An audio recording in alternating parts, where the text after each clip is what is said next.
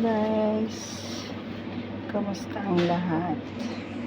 Yan na naman po tayo, meron na naman po tayong prepare na food, ang salmon. Ayan, binabad ko na po yan sa ating kalamansi, paminta, powder na pisya, at saka bawang.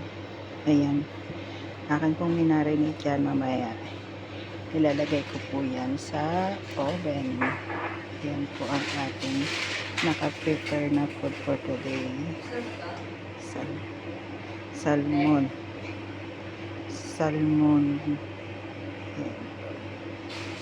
Ayan ang ating salmon. Ayan. Okay. Mamaya ipapakita ko din sa inyo ang finish ng product niyan. Kasi meron pa po akong ilalagay dyan na dahon sa ibabaw kapag okay na siya. Ayan. Ang sarap. Bali, dalawang salmon po siya. Dalawang buo. Biniak yan.